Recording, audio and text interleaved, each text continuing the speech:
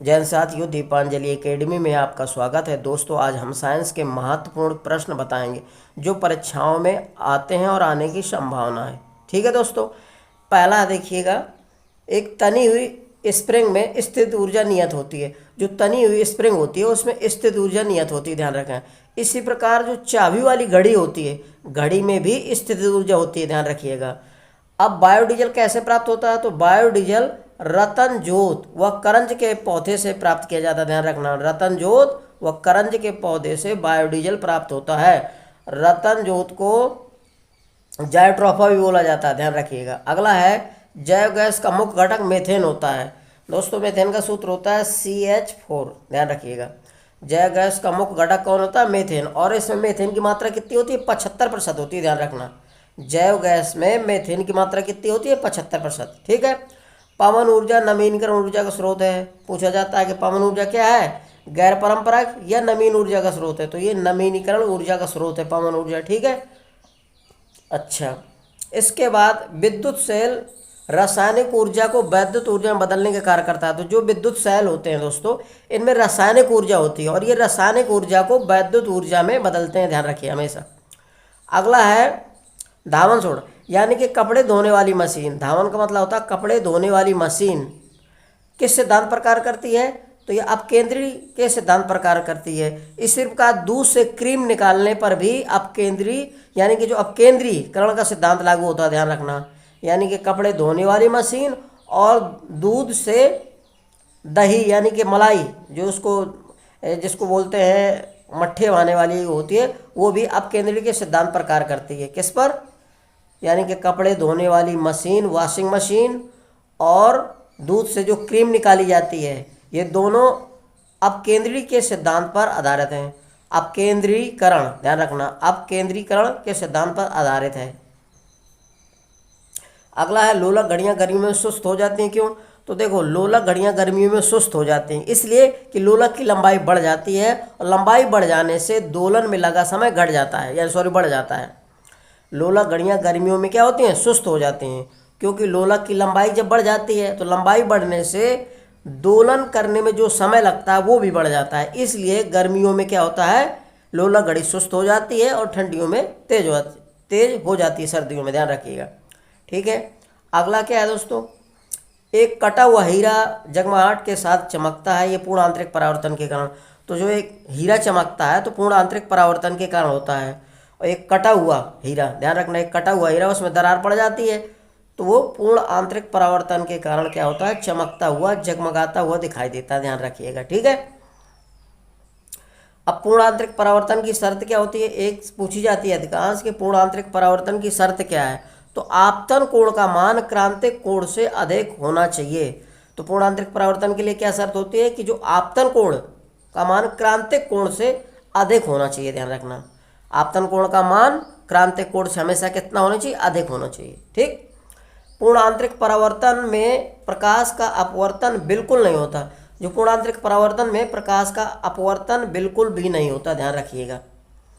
और संपूर्ण प्रकाश का परावर्तित हो जाता है, यानी कि जो संपूर्ण प्रकाश है वो परावर्तित हो जाता है। ठीक है। अपूर्ण आंतरिक परावर्तन के उदाहरण है दोस्तों। तो पूर्ण आंतरिक परावर्तन के उदाहरण क्या है?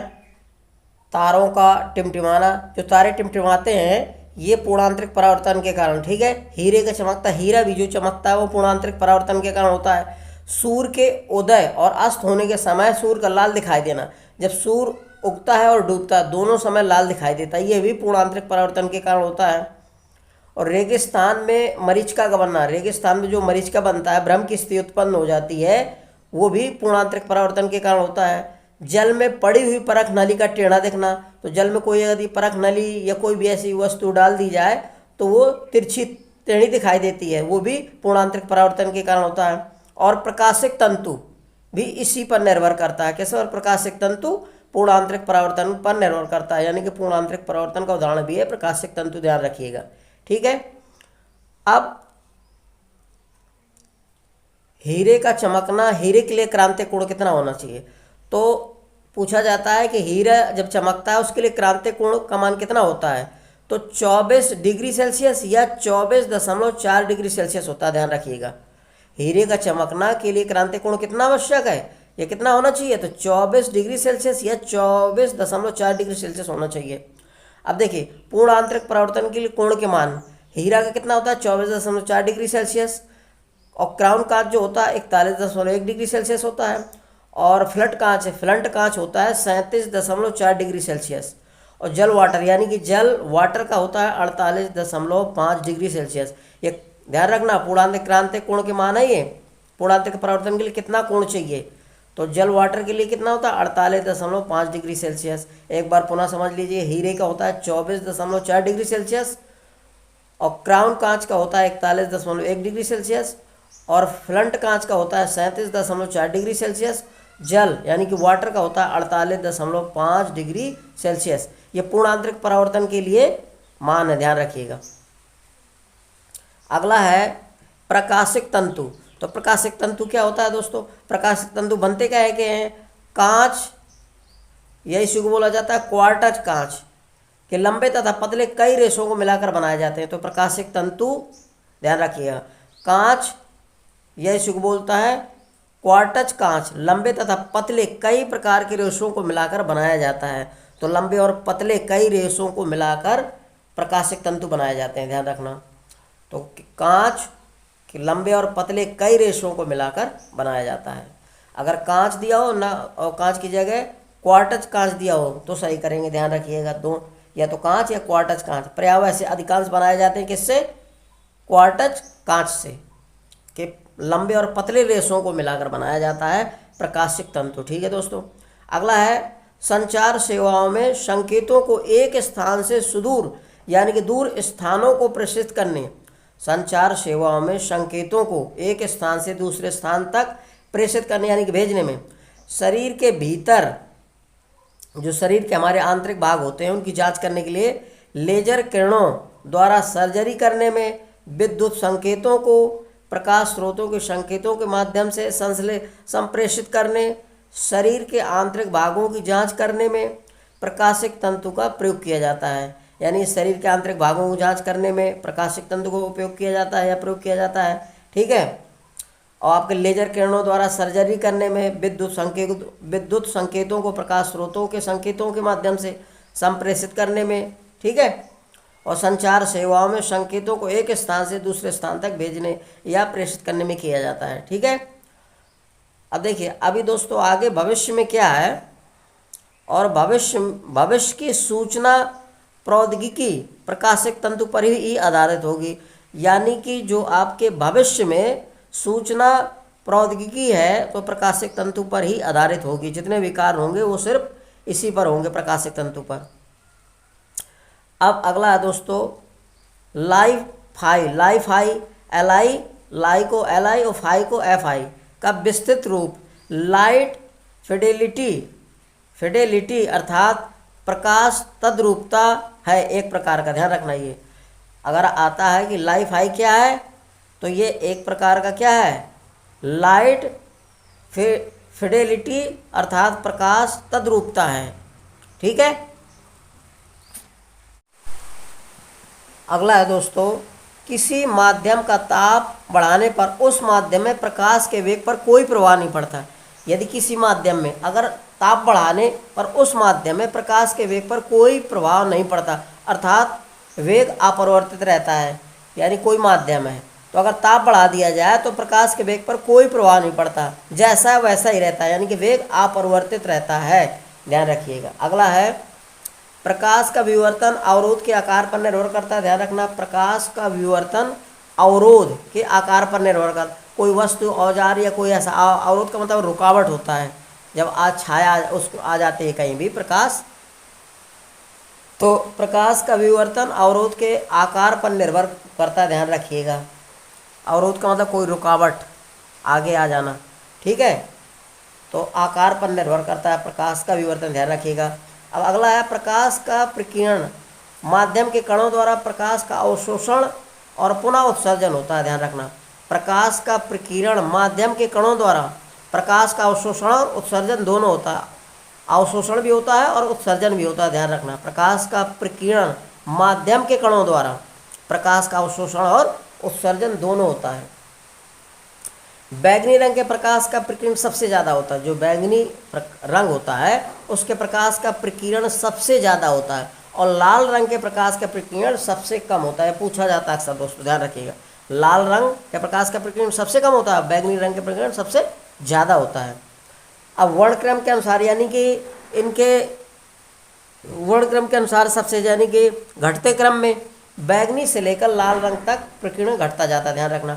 और पूछता है कि वर्णक्रम के अनुसार प्रकाश का प्रकीर्णन किसका ज़्यादा और किसका कम होता है, तो सबसे ज़्यादा बैंगनी होता है। बैंगनी से लेकर लाल रंग तक प्रकीर्णन घटता जाता है। बैंगनी का सबसे ज़्यादा, ठीक है, फिर जामुनी का है, फिर नीला का है, फिर हरा का है, फिर पीला है, फिर नारंगी, फिर लाल होता है। तो दोस्तों वर्णक्रम के अनुसार बैंगनी से लेकर लाल रंग तक प्रकाश का प्रकीर्णन क्या होता है, घटता जाता है। तो रंगों को घटता क्रम क्या है दोस्तों प्रकाश के प्रकीर्णन, तो सबसे ज़्यादा होता है बैंगनी का, फिर जामुनी का, फिर नीला, फिर हरा, फिर पीला, फिर नारंगी। ठीक है दोस्तों, और फिर सबसे बाद में होता है लाल। तो याद रखिएगा हमेशा बैंगनी रंग के प्रकाश का प्रकीर्णन सबसे ज़्यादा और लाल रंग का प्रकीर्णन सबसे कम होता है। ठीक है, और अगर इसका घटता क्रम पूछा जाए तो ये बता सकते हैं कि सबसे ज़्यादा बैंगनी, फिर जामुनी, फिर नीला, फिर हरा, फिर पीला, फिर नारंगी। ठीक है दोस्तों, अगला है सर सी.वी. रमन को प्रकाश के प्रकीर्णन के विस्तृत अध्ययन करने के लिए सन 1930 ईस्वी में इन्हें नोबेल पुरस्कार मिला था। दोस्तों सी.वी. रमन जो भौतिक शास्त्र के वैज्ञानिक थे, तो उन्होंने प्रकाश के प्रकीर्णन की खोज की, और खोज करना के लिए 1930 में इन्हें नोबेल पुरस्कार से सम्मानित किया गया। यानी पूछा जाता है कि सी.वी. रमन किस खोज से संबंधित है, तो प्रकाश के प्रकीर्णन के लिए। जिन्होंने, अब ये पूछा जाएगा कि उनके किस खोज के लिए नोबेल पुरस्कार मिला है, तो किसके, प्रकाश के प्रकीर्णन की खोज के लिए, उनका गहन अध्ययन करने के लिए उनको 1930 में नोबेल पुरस्कार मिला है। किसके लिए, सी.वी. रमन को प्रकाश के प्रकीर्णन के लिए। दोस्तों ध्यान रखिएगा। अगला है बैंगनी, जामुनी और नीले रंग का प्रकीर्णन बहुत अधिक होता है। ध्यान रखना, तीन रंगों का प्रकीर्णन सबसे ज़्यादा होता है। किसका, बैंगनी, जामुनी और नीले रंग का प्रकीर्णन बहुत अधिक होता है। इसलिए ये रंग आकाश में सबसे अधिक मात्रा में फैल जाते हैं। जब इनका प्रकीर्णन अधिक होता है तो आकाश में ये सबसे अधिक मात्रा में फैल जाते हैं, जिससे आकाश का रंग नीला दिखाई देता है। ध्यान रखना, पूछा जाता है आकाश का रंग नीला क्यों दिखाई देता है, तो वो प्रकाश के प्रकीर्णन के कारण दिखाई देता है। और आकाश के नीले रंग का दिखाई देना किस रंग के कारण होता है, तो बैंगनी, जामुनी और नीले रंग का प्रकीर्णन बहुत अधिक होता है, तो ये अधिक मात्रा में फैल जाते हैं, जिससे अन्य रंगों को अवशोषित कर लेते हैं, और सिर्फ हमें आकाश कैसा दिखाई देता है, नीला दिखाई देता है। अर्थात आकाश का रंग प्रकीर्णन के कारण नीला दिखाई देता है। ठीक है दोस्तों, इसको याद रखिएगा। ये अक्सर पूछा जाता है कि प्रकाश का नीला रंग क्यों दिखाई देता है, तो प्रकाश के प्रकीर्णन के कारण आकाश का रंग नीला दिखाई देता है। किसका, आकाश का रंग नीला दिखाई देता है। दोस्तों ध्यान रखिएगा। और सबसे ज़्यादा किसका प्रकीर्णन होता है, उसमें बैंगनी का, सबसे कम लाल रंग का। ठीक है जय हिंद साथियों, इसी तरह के वीडियो देखने के लिए मेरे चैनल को लाइक और सब्सक्राइब करिए। जय हिंद साथियों।